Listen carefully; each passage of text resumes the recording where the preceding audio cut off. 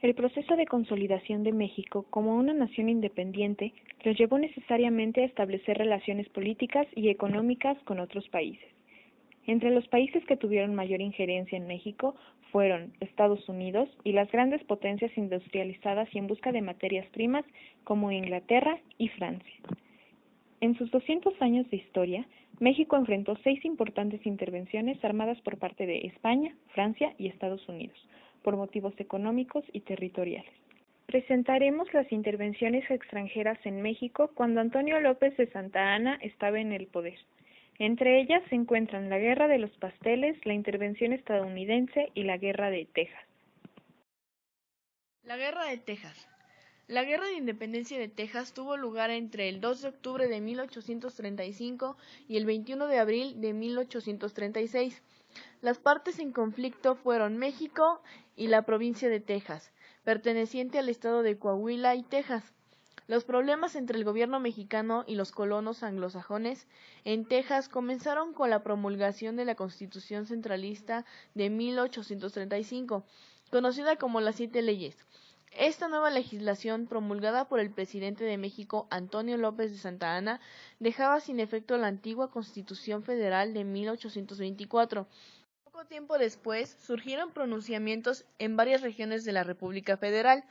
La guerra comenzó en Texas el 1 de octubre de 1835, con la batalla de González. Rápidamente las fuerzas tejanas tomaron la bahía y San Antonio Béjar, la actual ciudad de San Antonio, aunque pocos meses después serían derrotados.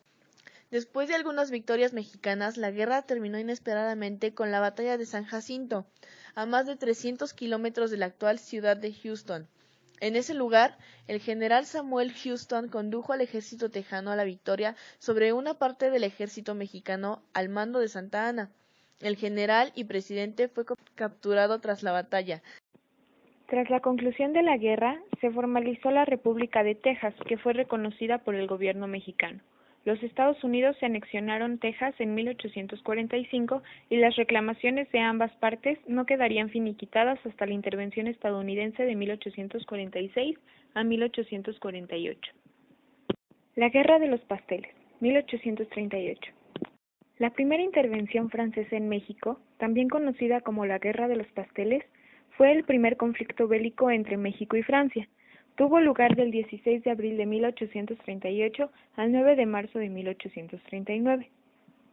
La consumación de la independencia de México dio inicio a una etapa de continuos pronunciamientos armados, durante los cuales numerosos extranjeros residentes en México reclamaron haber sido víctimas de agravios y daños en sus propiedades. Entre estas reclamaciones se encontraba la del señor Remontel, dueño de un restaurante de Tacubaya, donde algunos oficiales del presidente Santa Anna en 1832 se habían comido unos pasteles sin pagar la cuenta, por lo cual exigía ser indemnizado. Ese fue el motivo a que el pueblo mexicano identificara esta guerra con Francia con el nombre de Guerra de los Pasteles. De Foudis, en un comunicado a su gobierno, le indicaba que había que actuar con energía. El ministro de Relaciones no estuvo de acuerdo al responder a las reclamaciones francesas. En consecuencia, de Foudis pidió sus pasaportes y abandonó México y regresó a Francia, para volver en marzo acompañado de 10 barcos de guerra que apoyaban las reclamaciones de su gobierno. Este mismo redactó el 21 de ese mes un ultimátum al gobierno exigiéndole el pago de 600,000 pesos para cubrir daños ocasionados a los franceses.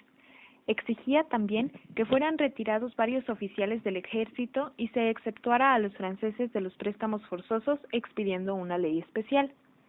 Fondearon frente a la isla Sacrificios, Veracruz, amenazando con invadir el territorio mexicano si México no cumplía las condiciones de Foudis. Como el gobierno de Anastasio Bustamante se negaba a tratar con de Foudis mientras hubiera fuerzas navales francesas frente a Veracruz, el comandante de estas, almirante Basoche, declaró bloqueados todos los puertos del Golfo, incautó a las naves mercantes mexicanas, comenzando un bloqueo que duraría 8 meses, desde el 16 de abril de 1838 que se rompieron las relaciones. Al ver que México no cedía ante la presión, Francia envió en octubre 20 barcos más bajo el mando del contraalmirante Charles Baudin y se reunió en Jalapa con el ministro de Relaciones Interiores y Exteriores de México, don Luis G. Cuevas. quien se negó a exceptuar a los franceses de préstamos forzosos y de ventajas comerciales. Aceptó pagar la indemnización de 600,000 pesos en un plazo de 6 meses. Inconforme, Baudin amenazó con iniciar las hostilidades el 27 de noviembre, lo cual realizaron 26 navíos con 4,000 hombres, que atacaron San Juan de Ulúa, causando graves daños y gran número de muertos. Retirado desde su regreso de Estados Unidos, Santa Anna observó los movimientos de la escuadra enemiga y decide actuar. Se entrevistó con Rincón y ante la grave situación aceptó el consejo de los oficiales de rendir Fortaleza. Los franceses obligaron a Rincón a reducir la guarnición de Veracruz a 1,000 hombres, a recibir a los expedicionarios e indemnizarlos. El Congreso desautorizó a Rincón y nombró a Santa Anna defensor de Veracruz. Este llamó a Mariano Arista, quien fue hecho prisionero al ser sorprendidos por los franceses mientras Santa Anna logró escapar.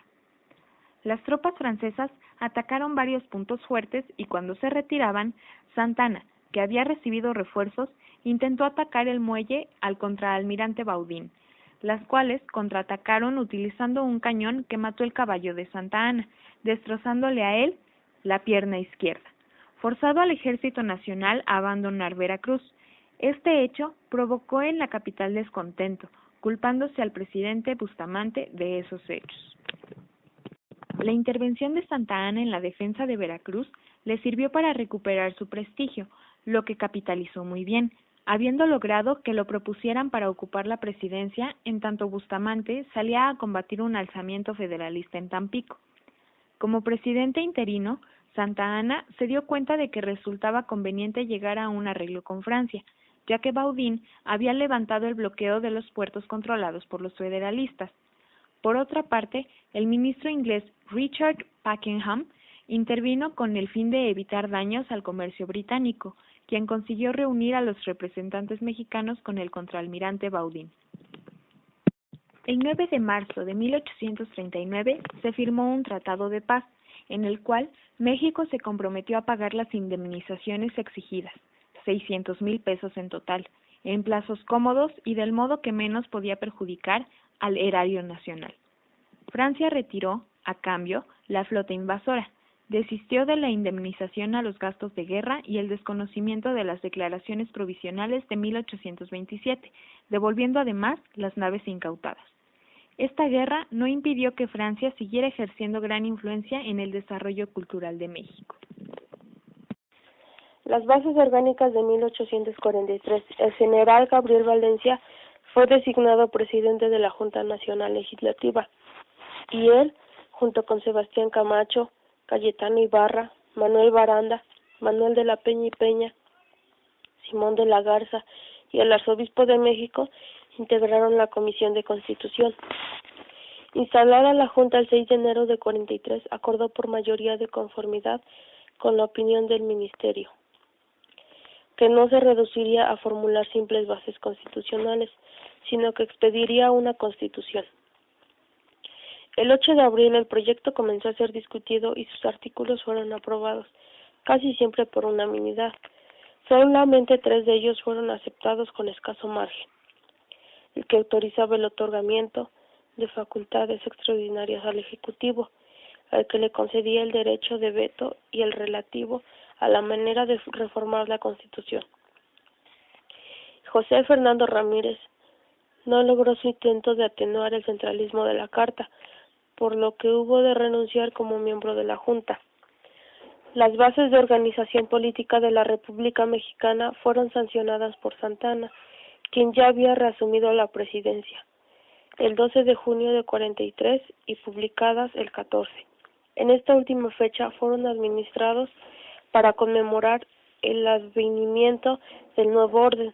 Los diputados del Congreso de 42, Otero, La Fragua, Gómez Pedraza y Riva Palacio, que por sospechosos de haber constituido en privado un proyecto federalista, habían permanecido incomunicados 44 días.